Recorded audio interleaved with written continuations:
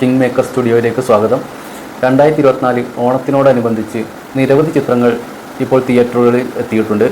അതിൽ ഞാൻ കുറച്ചുകൂടി കാണാൻ താല്പര്യപ്പെടുന്ന 3 മലയാള സിനിമകൾ തന്നെയാണ്.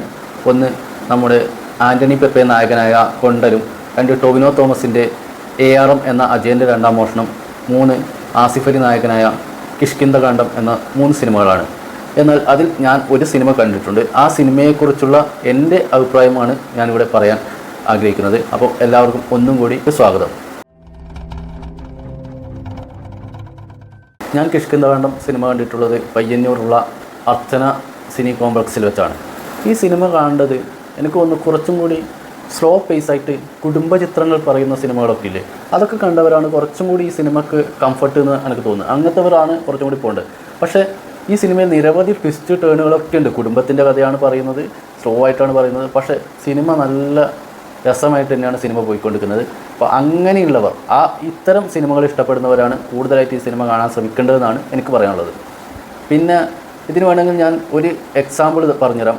കോവിഡ് സമയത്ത് ഇറങ്ങിയ നമ്മുടെ ആർക്കറിയാം എന്ന സിനിമയുണ്ട്. ബിജു മേനോൻ, ഷറഫുദ്ദീൻ, പാർവതി തിരുവോത്ത് തുടങ്ങിയവർ അഭിനയിച്ച ആർക്കറിയാം എന്ന സിനിമ ഇതിനോട് കുറച്ചും കൂടി സിമിലിയർ ആയിട്ട് വരും. അതുപോലെ തന്നെ നമ്മുടെ ദിലീഷ് പോത്തൻ, ഫഹദ് ഫാസിൽ ജോഡിയിൽ വന്നിട്ടുള്ള കോംബോയിൽ വന്നിട്ടുള്ള ജോജി എന്ന് പറയുന്ന സിനിമ, അതുപോലെ തന്നെ ഈ അടുത്ത കാലത്ത് വൻ വിജയമായി തീർന്ന തമിഴിലെ മഹാരാജ എന്ന് പറയുന്ന സിനിമ.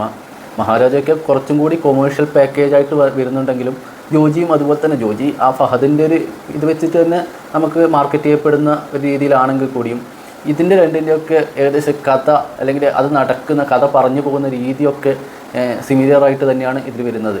അപ്പോൾ അങ്ങനെയുള്ളവരാണ് ഈ സിനിമ കാണാൻ കുറച്ചുകൂടി താല്പര്യപ്പെടേണ്ടതെന്നാണ് എനിക്ക് പറയാനുള്ളത്. ഈ സിനിമയിൽ പ്രധാന വേഷം ചെയ്യുന്നത് ആസിഫ് അലി, അപർണ ബാലമുരളി, വിജയരാഘവൻ, നടൻ ജഗദീഷ്, അശോകൻ തുടങ്ങിയവരാണ്. വിജയരാഘവൻ അവതരിപ്പിച്ചിട്ടുള്ള അപ്പുപിള്ള എന്ന കഥാപാത്രത്തിൻ്റെ മകനായ അജയ് ചന്ദ്രൻ്റെ റോളിലാണ് ആസിഫ് അലി വന്നിട്ടുള്ളത്. ഇവരെ ചുറ്റിപ്പറ്റി തന്നെയാണ് ഈ സിനിമ മുഴുവനായിട്ട് പോകുന്നത്.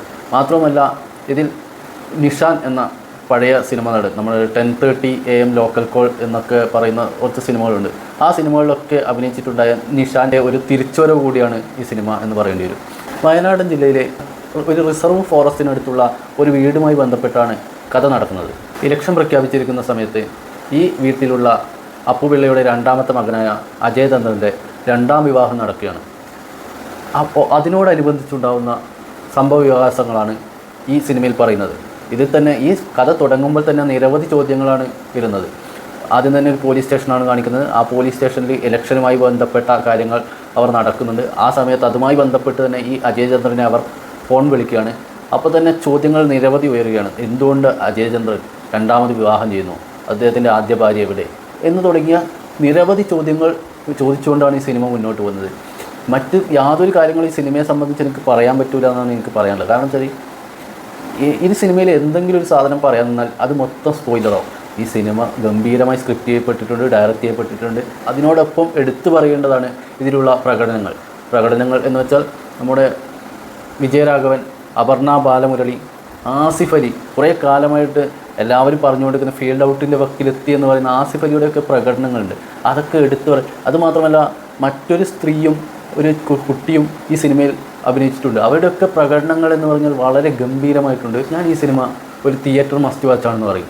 അതിന് കാരണം നിങ്ങൾ ഇതിനു മുമ്പ് ARM കൊണ്ടലുമൊക്കെ തിയേറ്റർ മസ്റ്റ് വാച്ചാണെന്ന് പറയും.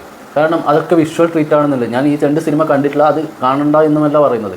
പക്ഷേ ഈ സിനിമ ഞാൻ തിയേറ്റർ മസ്റ്റ് വാച്ചാണെന്ന് പറയാനുള്ള കാരണം നിങ്ങൾക്ക് OTTയിൽ വരുമ്പോഴോ മറ്റേത് പ്ലാറ്റ്ഫോമിലായാലും നിങ്ങൾക്കിത് കാണാം. പക്ഷേ നമുക്ക് ആ ഫീൽ കിട്ടണമെങ്കിൽ ഇതിലെടുത്തു വെച്ചിട്ടുള്ള വിഷ്വൽ ട്രീറ്റ്, നമ്മുടെ കാടിൻ്റെ ഭംഗി, അതിലുള്ള മൃഗങ്ങൾ, പിന്നെ ഈ സിനിമയുടെ ഉള്ളറിഞ്ഞിട്ടുള്ള അതിൻ്റെ ഉള്ളിലുള്ള ഒരു ഡെപ്ത് ഉണ്ട്. അതൊക്കെ നമുക്ക് ഫീൽ ചെയ്യണമെങ്കിൽ നമ്മൾ തിയേറ്ററിൽ തന്നെ പോയിരുന്ന് കാണണം എന്നാണ് എൻ്റെ അഭിപ്രായം. അപ്പോൾ നിങ്ങൾ എന്ത് വന്നാലും ഈ സിനിമ തിയേറ്ററിൽ നിന്ന് കാണണം, ഒരിക്കലും ഇത് മിസ്സാക്കരുത് എന്നാണ് എൻ്റെ അഭിപ്രായം. ഉറപ്പായും ഞാൻ മറ്റ് 2 സിനിമകൾ കൂടി കണ്ടതിന് ശേഷം 2ൻ്റെയും റിവ്യൂ ഇടുന്നതായിരിക്കും. അതുമാത്രവുമല്ല ഈ 3 സിനിമകൾ എനിക്ക് ഏറ്റവും ഇഷ്ടപ്പെട്ട ഏതാണെന്നും കൂടി വേണമെങ്കിൽ പറയാമെന്നാണ് ഞാൻ വിചാരിക്കുന്നത്. പക്ഷേ അതായിരിക്കണം എന്നില്ല, നിങ്ങളുടെ ഇഷ്ടപ്പെട്ട സിനിമ എന്നുകൂടി ഞാൻ പറയാം. ഞാൻ എൻ്റെ അഭിപ്രായം എൻ്റെതായ രീതിയിൽ എങ്ങനെ ഞാൻ കാണുന്നു എന്നുള്ളതൊക്കെയാണ് ഞാൻ എൻ്റെ ഈ കിങ് മേക്കർ സ്റ്റുഡിയോയിലൂടെ പറയാൻ ഉദ്ദേശിക്കുന്നത്. അല്ലാതെ നിങ്ങൾ എൻ്റെതായ രീതിയിൽ തന്നെ ചിന്തിക്കണം എന്ന് ഒരിക്കലും ഞാൻ പറയില്ല. എൻ്റെ ഇഷ്ടങ്ങൾ തന്നെയാണ് നിങ്ങൾ ഫോളോ ചെയ്യേണ്ടതെന്നല്ല ഞാൻ പറയുന്നത്. എൻ്റെ അഭിപ്രായം ഞാൻ പറയുന്നു മാത്രമേ ഉള്ളൂ. നിങ്ങൾക്കത് ഇഷ്ടപ്പെട്ടാലും ഇഷ്ടപ്പെട്ടില്ലെങ്കിലും അത് ഇവിടെ തുറന്ന് പറയാം, ഇതിനടിയിൽ കമൻറ്റുകളായിട്ട് രേഖപ്പെടുത്താം. അപ്പോൾ നമുക്ക് അടുത്ത റിവ്യൂ കാണുന്നവരെ C you and good bye.